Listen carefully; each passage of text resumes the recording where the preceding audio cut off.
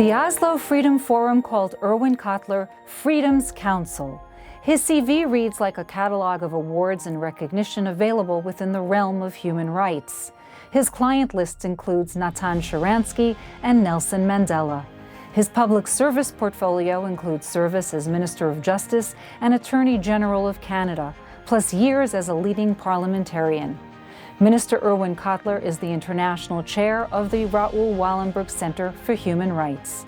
And he still had time to act as the informal go-between between Israeli Prime Minister Menachem Begin and Egyptian President Anwar Sadat, a relationship that led to the Camp David Accords in 1979.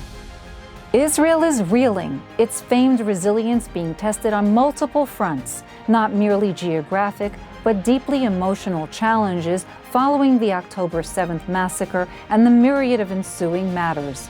For a number of years, the International Criminal Court appears poised to move against Israel or prominent Israelis over conduct of the war triggered by the mass killing.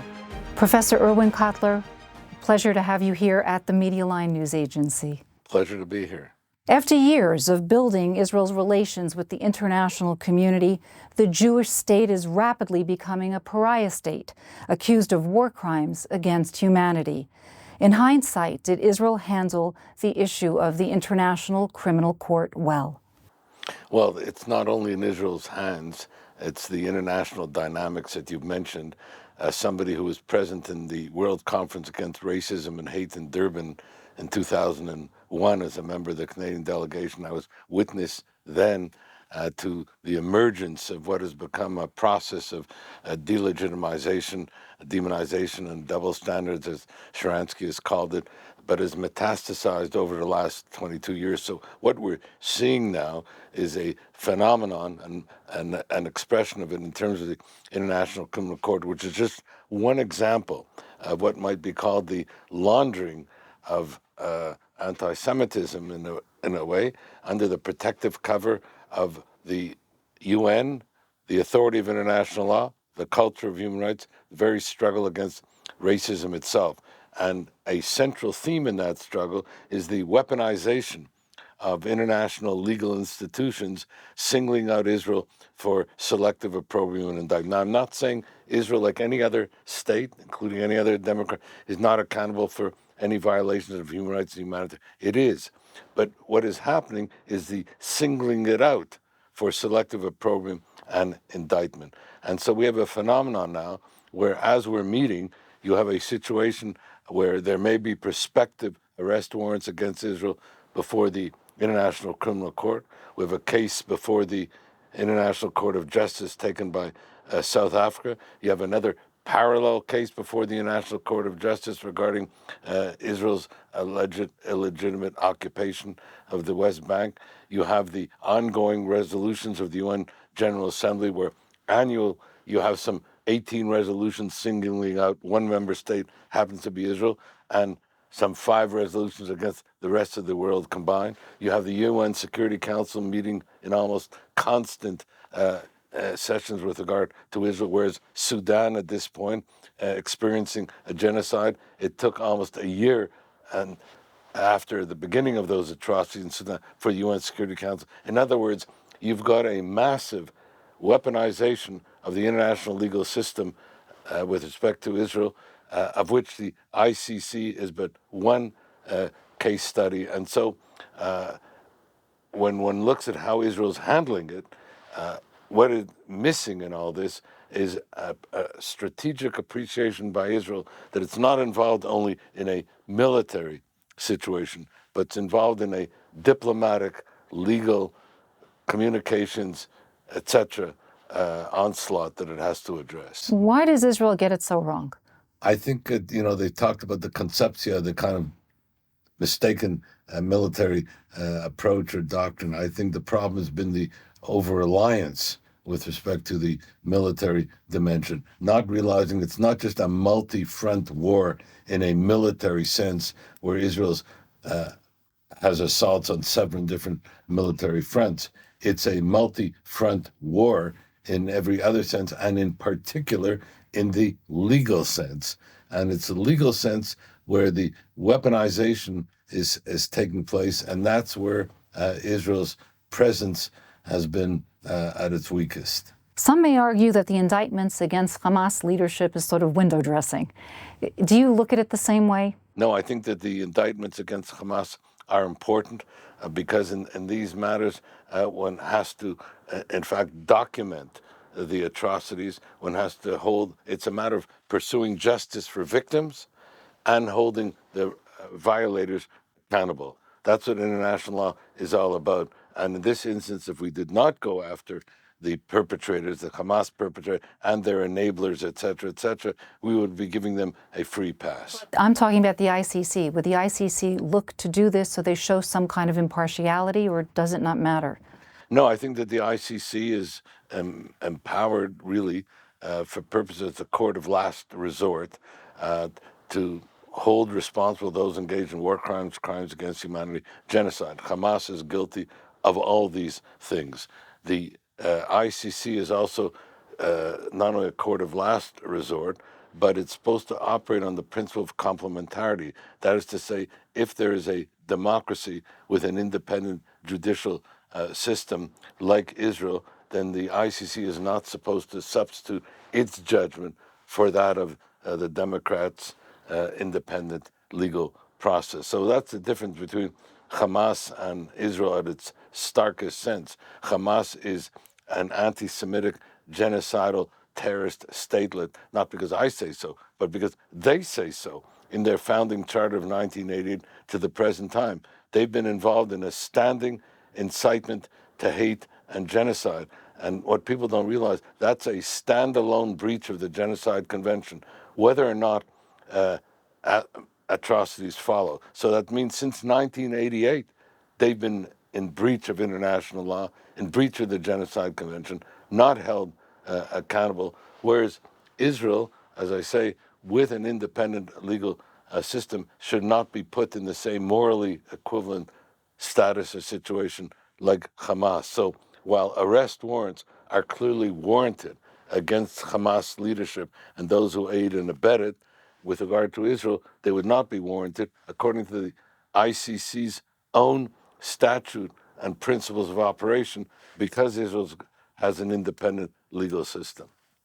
If October 7th happened and Israel's response was different, and they went in and the full attack happened, everything we're seeing within a window of a week or two, do you think that this result would have been different? I think the result would have been different. I think what we've learned from history is that Israel only has a certain time span in order to make its case. I'm not talking just in the military sense. I'm talking in the overall sense, in which if it doesn't make its case during that period, then the narrative could be turned on its head. And so that's what you had here. You had October 7th with the horrific, as it's been said many times, the worst day in Jewish history since the Holocaust. At that moment, the narrative was understood in terms of Israel having been under assault. At that moment, that's when Israel's response time was able to be understood by the international community, even though I know that even then there were those who were denying it, etc. But I mean, there was that window frame. But I think when it's gone on now for over 6 months, then you've had not only an attrition in the understanding of Israel's case, but you've had an inversion of the narrative. And now Israel is seen as the major human rights violator. How disruptive can the ICC actions be to Israel? Well, it can be very disruptive because if, in fact, arrest warrants would be issued against the Israeli leadership, I think one of the problems that would ensue from that, apart from the families and the Raoul Wallenberg Center for Human Rights that I chair has been acting as counsel for the families of hostages, apart from the hurt that it will cause them, because it creates a kind of moral equivalence. If you have arrest warrants against Hamas and arrest warrants against Israel, then you create this false moral equivalence. And the whole notion of aggressor and target is not appreciated. The whole notion of the difference between a democracy and a genocidal anti-Semitic statelet is not appreciated. But how it can play out is it can incentivize the anti-Semitism that is already metastasizing. I mean, you have one of the ironies, cruel ironies when you think about it, because you had October 7th, you had the horrific attacks by, as I said, an anti-Semitic genocidal statelet. You would have thought that as a result of those horrors too terrible to be believed, but not too terrible to have happened on October 7th, then the world would have understood and combated anti-Semitism. But it's been the reverse. In a kind of Orwellian inversion, you've had an explosion of anti-Semitism post-October 7th. So I think this is the kind of thing that we have to counter, and the arrest warrants will only serve to incentivize that anti-Semitism, to both almost retroactively legitimate it at the same time as it incentivizes it. So I think the arrest warrants would be not just bad for Israel, not only just bad for the incentivization of anti-Semitism, it would be bad for the ICC itself, because the ICC is built around the principles, as I said, of complementarity and the like, and it would be reversing the ICC's own stated mandate and motive operandi. Do you trust your news sources? Are you tired of one-sided reporting? You need to know the Media Line to know the Middle East. The world needs news you can trust. The Media Line's reporters are in the streets of Cairo, Jerusalem, Ramallah, and Sana'a, bringing you stories in context which shape your views and decisions. The Media Line is the first independent, non-profit American news agency covering the Middle East. Now in its 20th year, it's the best-kept secret in the news business. Discover for yourself why the Media Line is relied upon by government officials and media outlets worldwide. Bringing you the stories which impact your lives. Support the trusted Mideast news source today by going to themedialine.org. You need to know the Media Line to know the Middle East.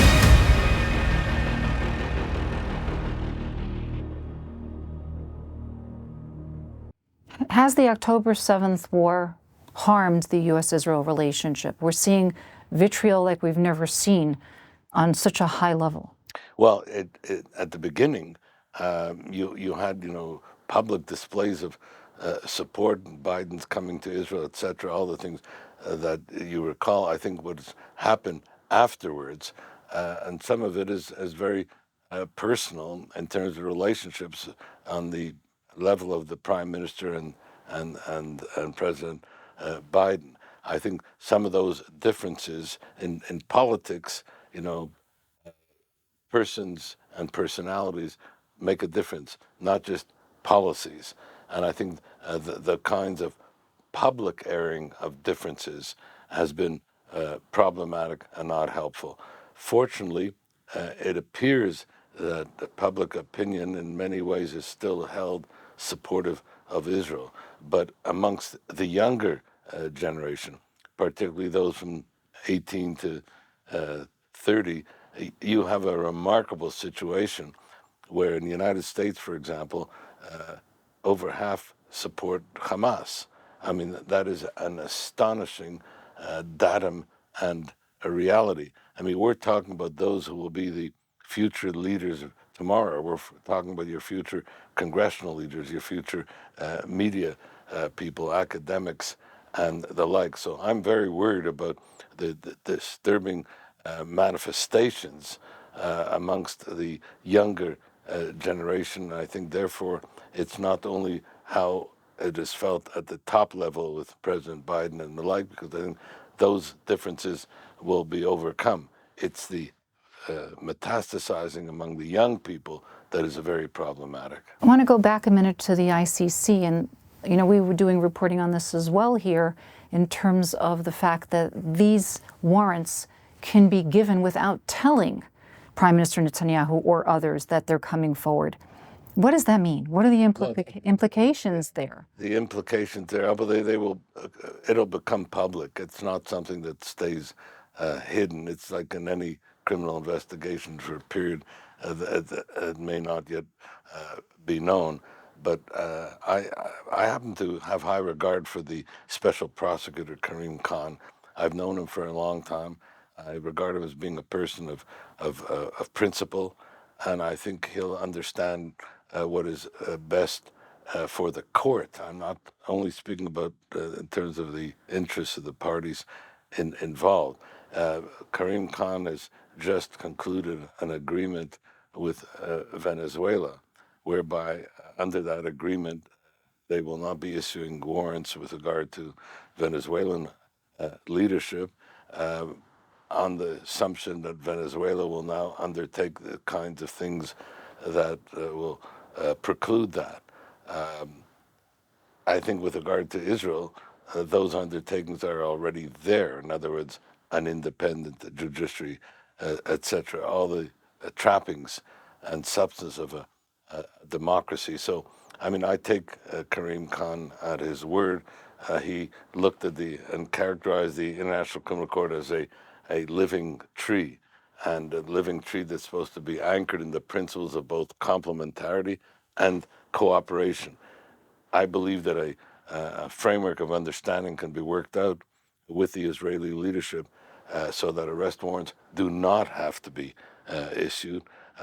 If you can have an agreement with Venezuela, you can certainly have an agreement with a democracy like Israel. If it doesn't happen, then we might find ourselves in a situation where if arrest warrants are issued, it will not only be, as it will be, prejudicial, not just to the Israeli leadership.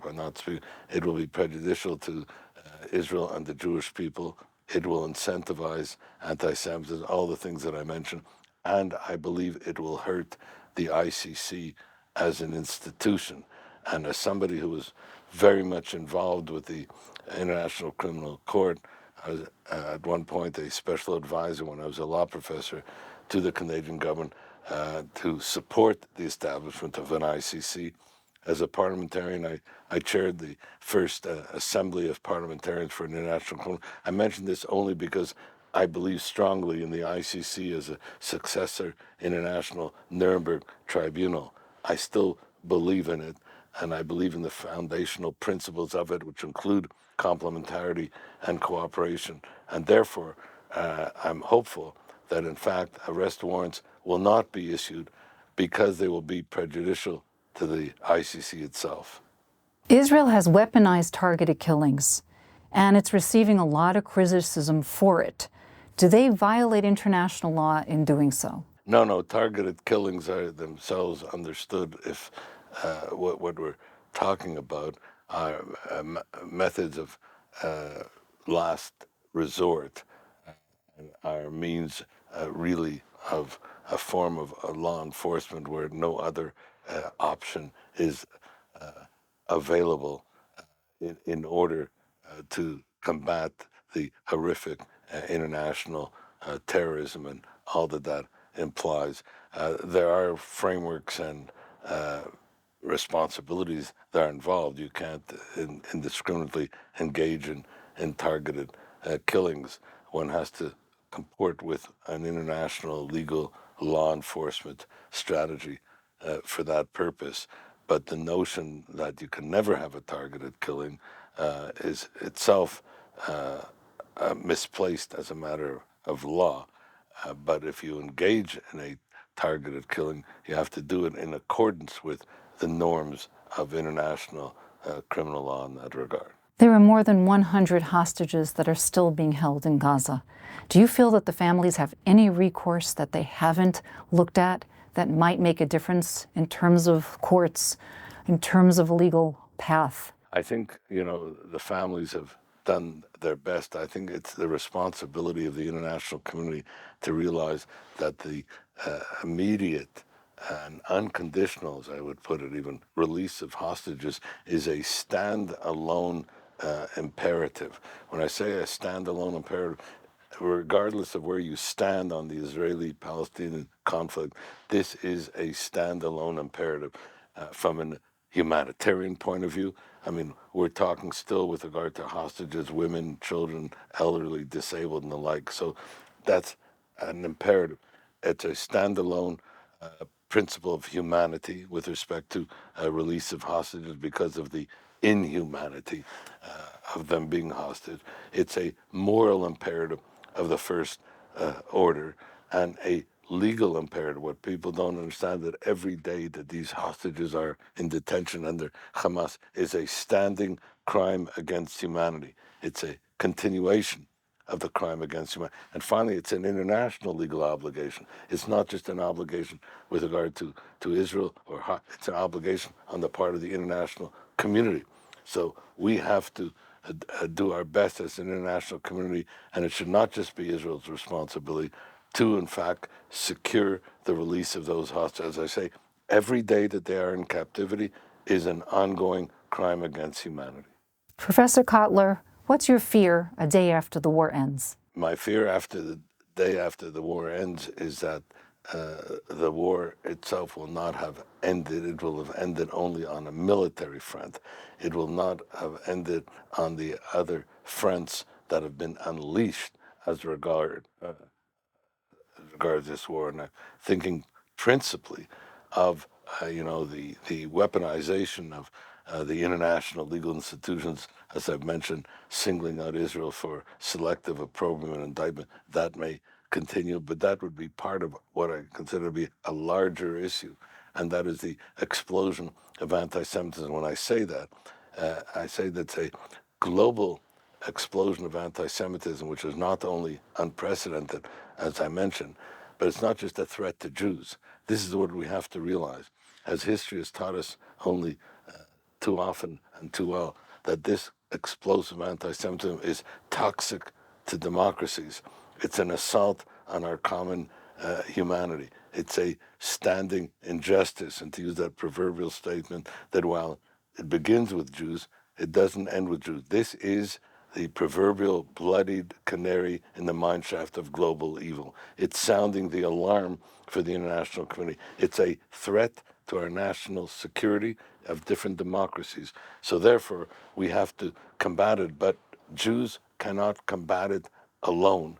Israel cannot combat it alone. We need what I would call a global constituency of conscience, a whole of government, a whole of society approach to combat it. And it's in our own collective interest to do so. Your role as Special Envoy of Holocaust Remembrance and the fight against anti-Semitism comes at a fortuitous time. Witness today's television coverage of what's happening on the campuses in New York and in Los Angeles. Are Jews safe anywhere? Well, I think that Jews are increasingly unsafe. And as I just said, I think the responsibility for the security and safety of Jews is bound up with the responsibility for the security and safety of our democracies as a whole. I would use the term our human security. It's not just national security, it's human security, which is a phrase I used when I was Minister of Justice and Attorney General. That's what has to be protected. And I would hope that the community of democracies, as part of the international community, take the leadership in the protection of Jewish security as part of the protection of their democracies as a whole. Because if the Jewish citizens are unsafe, it will mean that the democracies will be unsafe. And increasingly, Jewish students and others in the public square, etc., are feeling unsafe and are in fact unsafe. And so at this point, it's the responsibility of political leadership everywhere, as I say, both to protect their Jewish citizens, but to protect their democracies. Why are we not seeing a strong force in the United States and beyond of legislators coming out very firmly and quickly with action against what's happening on the campuses? I mean, there's violence on the campuses at the moment. It's going to lead to something far greater. I used to say when I was a law professor, I'm still in the sense an emeritus law professor, I used to say very often that academics are not used to exercising leadership. In other words, they're very comfortable in libraries. They may not be comfortable in exercising the necessary moral and intellectual leadership. And it starts at the top with the presidents of universities. And when I hear them speaking about academic freedom or freedom of speech, I think it's an example of not understanding what leadership is all about. There is no academic freedom to engage in outright discrimination. There is no freedom of speech that comprehends, the incitement, menacing, harassment, etc., of Jewish students and others. So it's a question at this point.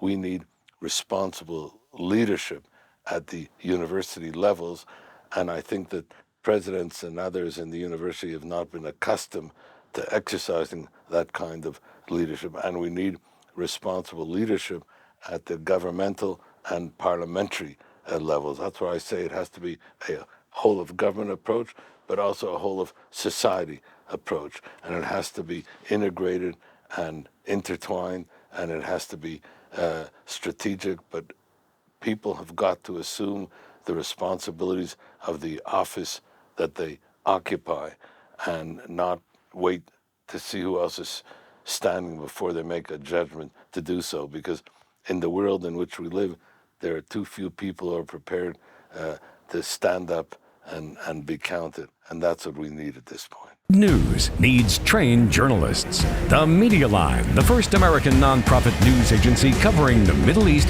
has mentored scores of students from prestigious American universities and around the globe. We are one of the best kept secrets. Universities are partners. Students receive credit. In order to bring you trusted news, we need support for our future journalists. Please make your tax-deductible gift today. Go to themedialine.org.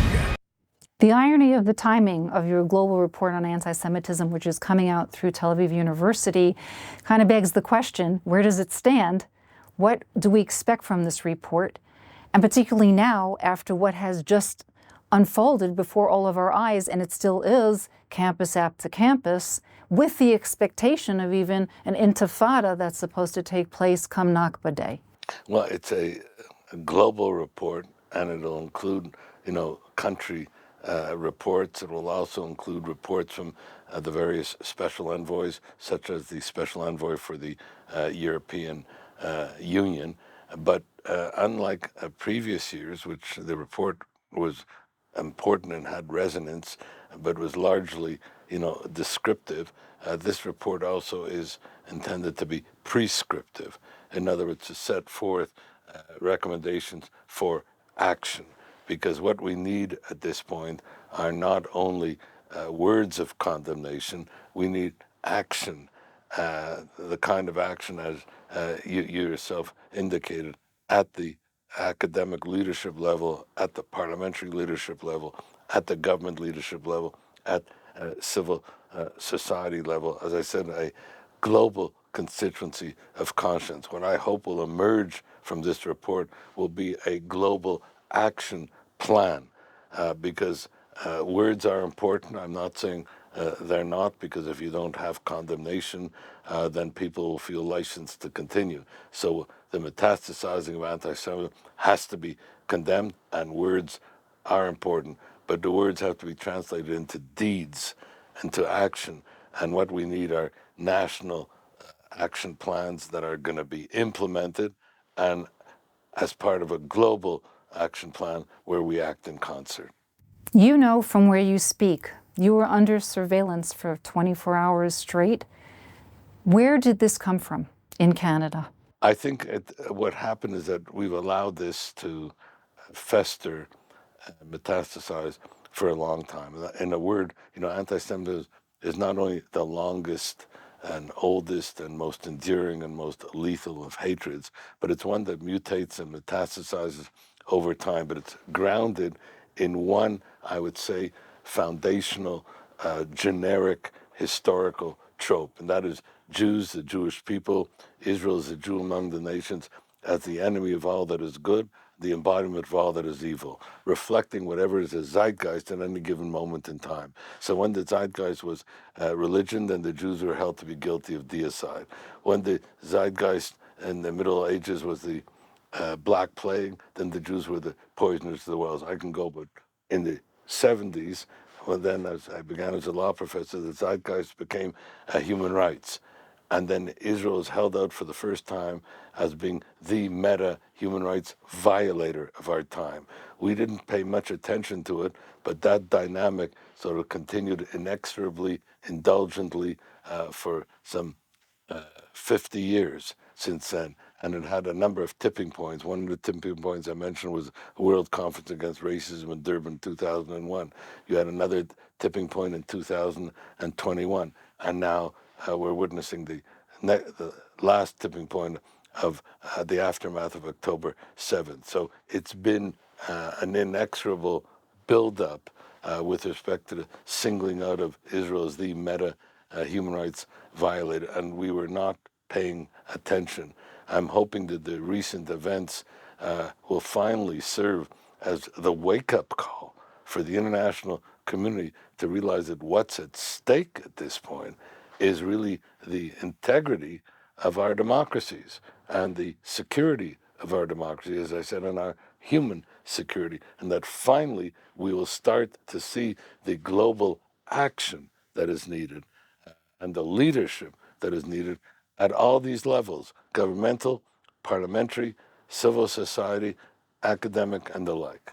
Do you see a direct correlation to the threat to yours and your family's life going to October 7th? Is that a definite line drawn? Well, I see a certain line drawn. I mean, the threat that emerged with regard to me was in the immediate aftermath of October 7th, when I was told by the authorities in Canada that the threats with regard to my life was, quote, imminent and lethal. That had not happened before October 7th.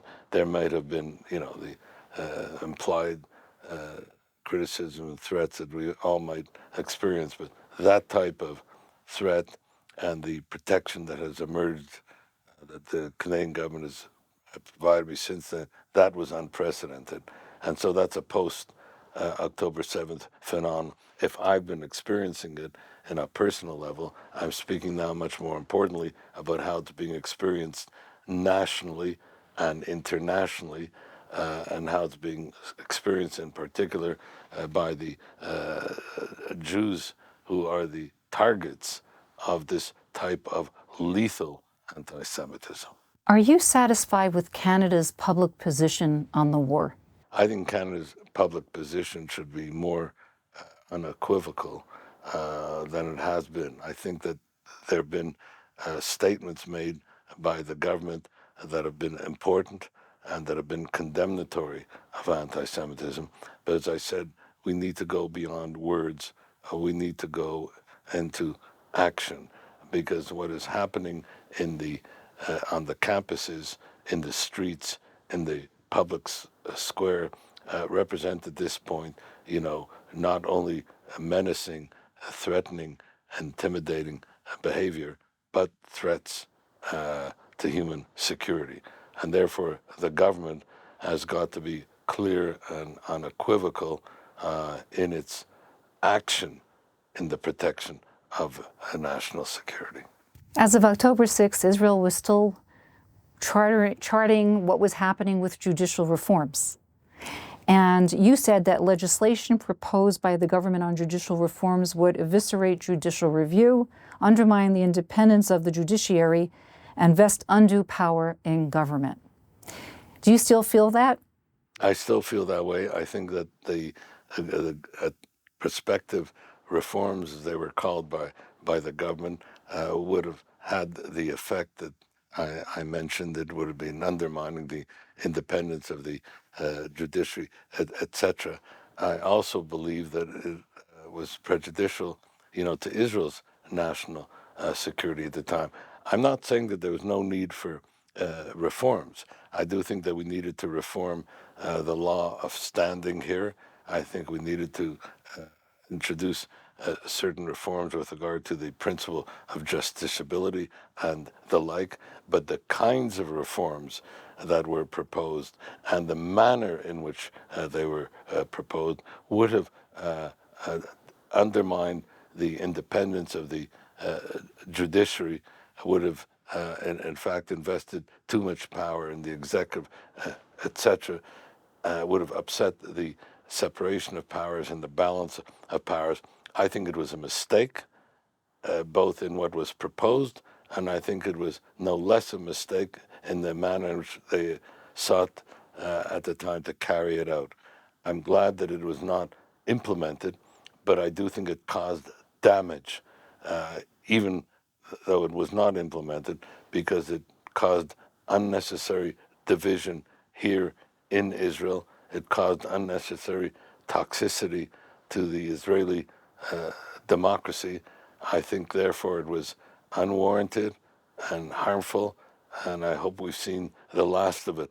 Again, I'm not saying that there cannot be certain reforms that are warranted, as I mentioned, in terms of justiciability, standing, and the like, but the manner and substance of the reforms were themselves, toxic and problematic.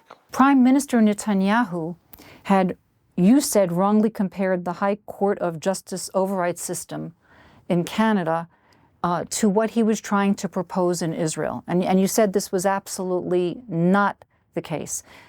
Can you explain that a little bit better?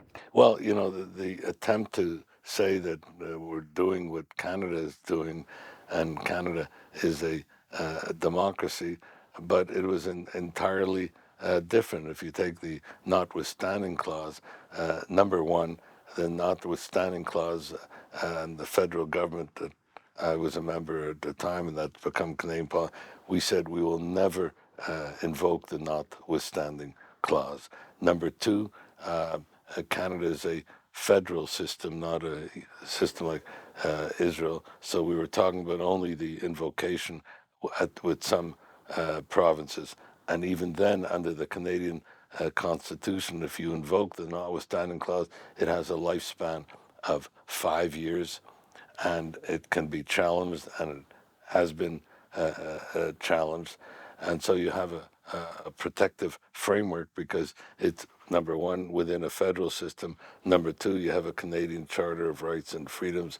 Number three, you can challenge it in the courts. Number four, it has a limited life. To say, therefore, that we're doing in Israel what they were doing in Canada, no, it was entirely different. And I thought the statement by the Prime Minister, as I said at the time, was uninformed and ended up being misleading. And therefore, it is not something that Israel should invoke. And frankly, even in the limited manner in which it was invoked in Canada, I objected to it in Canada as well. Do you trust your news sources? Are you tired of one-sided reporting? You need to know the Media Line to know the Middle East. The world needs news you can trust. The Media Line is the first independent, non-profit American news agency covering the Middle East. Now in its 20th year, it's the best-kept secret in the news business. Support the trusted Mideast news source today by going to themedialine.org. The war ends tomorrow, and the protest movement might be right back on the judicial reform issue. It's very possible. I am sure that you would weigh in at that point. What would you say to the protest movement? Well, I would say I understand the protests, but I do hope that the protest movement has also learned the same way that the government has to learn, as I said, the lessons. Protest has to learn that there's certain limits here, because the notion that even if the reforms were adopted, as I said, that wouldn't mean the end of Israel as a democracy. It would not mean that Israel would thereby, become a dictatorship. It would mean that it would not be as healthy a democracy as it was before. It would mean that it would have all the effects that I said would be problematic in terms of undermining the independence of the judiciary, etc.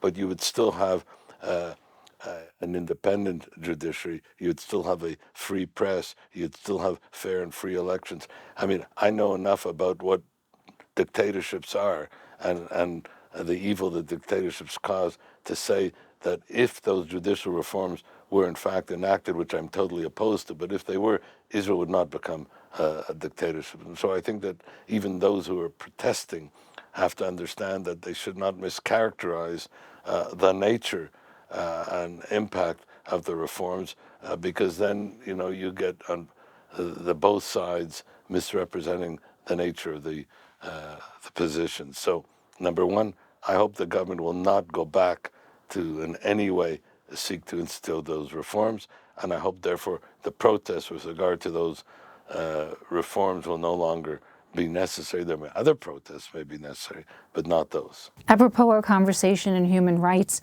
you had a documentary, First to Stands, and it was about your casework and life work.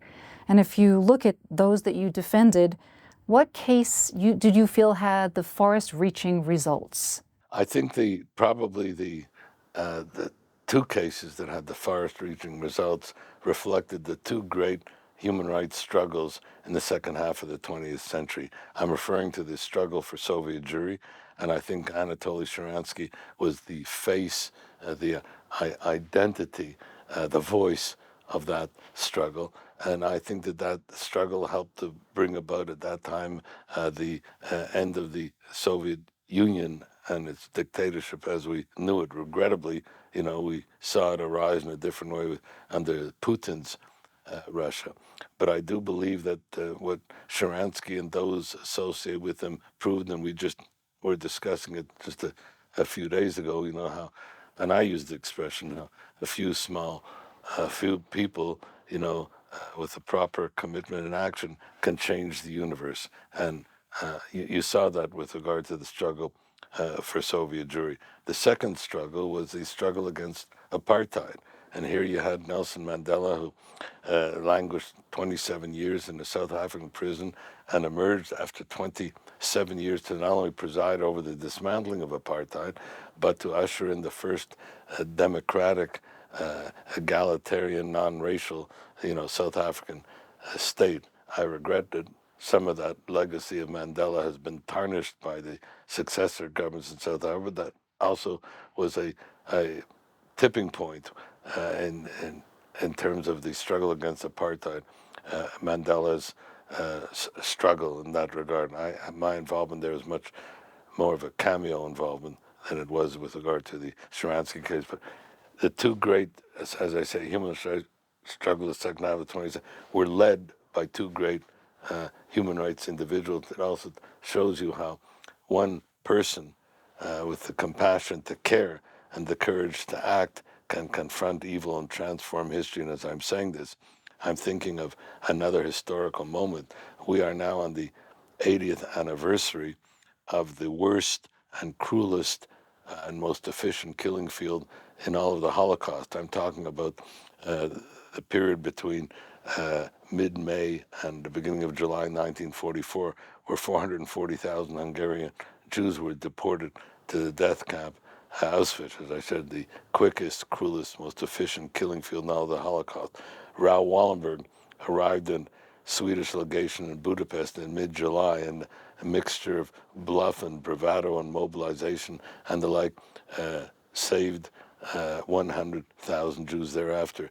An example of how one person, as I say, with the compassion to care and the courage to act, can confront evil, prevail, transform history. And that's why we named the Raoul Wallenberg Center for Human Rights in his legacy and memory. And Wallenberg being Canada's first honorary citizen, being an honorary citizen also of the U.S. and Israel and Australia. We need those inspirational role models. We don't have enough of them today. We need the Mandelas and the Sharanskys, the Wallenberg. These are the inspirational role models that young people need so that they can be inspired, in fact, to act upon those legacies in their own time. Looking even further back in history, who would Professor Cotler have liked to have represented today? Well, there's been great figures in history, and I don't know if they would not have needed my assistance. We need their assistance in the sense that we need to think back about these great leaders. We just concluded the holiday of Passover. We had great leaders in terms of Moses, and Moses thereafter succeeded by Joshua. That's the kind of leaders that we need. We need these moral, inspirational leaders. Regrettably, the international community has too few of them today.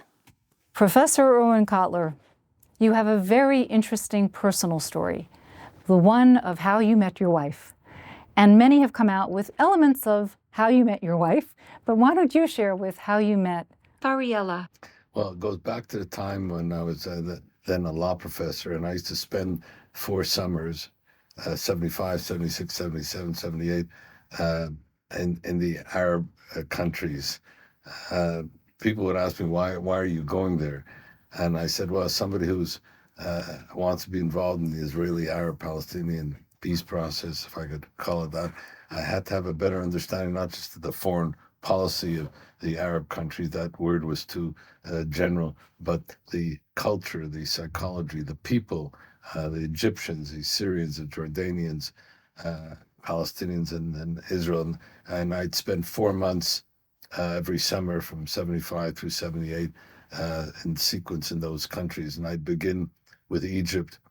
And I was there for a month in 75 and 76 at the Institute of Political and Strategic Studies at Al-Ahram in Cairo. And I came back in 77 doing the same thing. But this time, while I was there, Prime Minister Begin was elected the Prime Minister here in Israel. And Boutros Ghali, who had been the head of the Institute of Political and Strategic Studies at Al-Ahram when I was there in 75, 76, was now the Minister of State of Foreign Affairs for Sadat. And he invited me to a meeting with Sadat to ask me 2 questions. One, could he make peace with the new Likud government? My answer was yes, and they can carry the rest of the country. And could he make peace with the new Israeli Prime Minister, Menachem Begin? And I said I didn't know the new Prime Minister, but he was known to me as being a Democrat, a parliamentarian. I believed he would want to make peace with the largest and most important Arab country. Whereupon he gave me a message to deliver to the Israeli Prime Minister. And I looked at him somewhat surprising, and I said, President Sadat, I said, I mentioned to you, I don't know Prime Minister Begin. He said, I know that.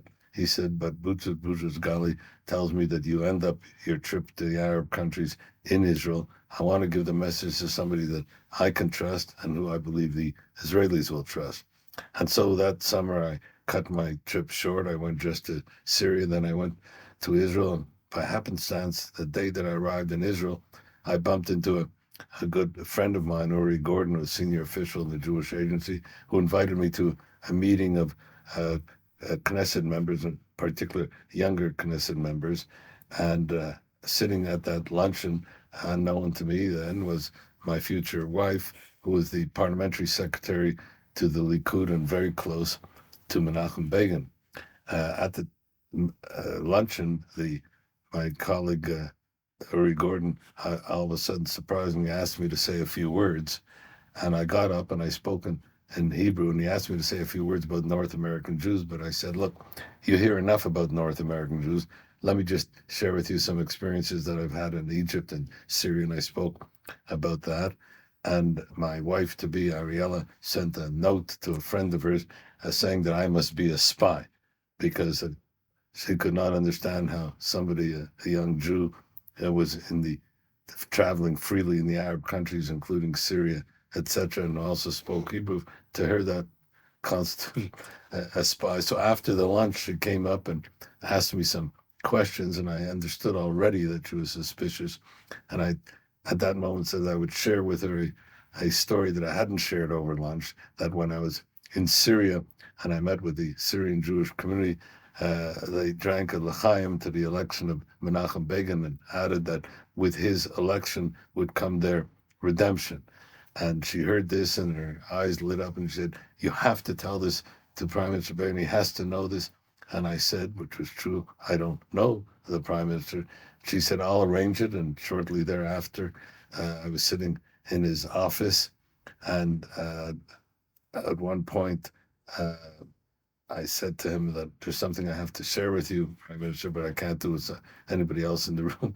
And I got that look from her that I've understood since. In other words, I've arranged this meeting and you're saying I'm to leave. But the Prime Minister said, no, she's my confidant. She remains. And then I shared with him a message from President Sadat, which basically was an invitation to the Prime Minister Begin to enter into peace negotiations based on two conditions. One, Israeli withdrawal from the whole of the Sinai. Two, recognition of the legitimate rights of the Palestinian people. I can still see Prime Minister Begin looking at that message and saying, no, this can't happen. Then I said to him, he didn't ask you to agree to these conditions. He just said that these are his conditions for negotiation. And the Prime Minister Begin said, then let me ask you the same question. Do you think I can make peace with President Sadat? I said yes, and in particular, I said his wife wants him to make peace, and she's been present at meetings that I've had there, whereupon he sent me back a message to President Sadat that he's prepared to enter into negotiations, and the rest is history. I might add, parenthetically, that we got married on March 25th, 1979, the day of the Egyptian-Israeli peace treaty, in remembrance of how we met and in recognition of it. Professor Erwin Cotler, quite an honor to have you today, and thank you so much for your time here at the Media Line. Thank you. It's been a pleasure to be interviewed by somebody who has the kind of repository of expertise that you have. Thank you.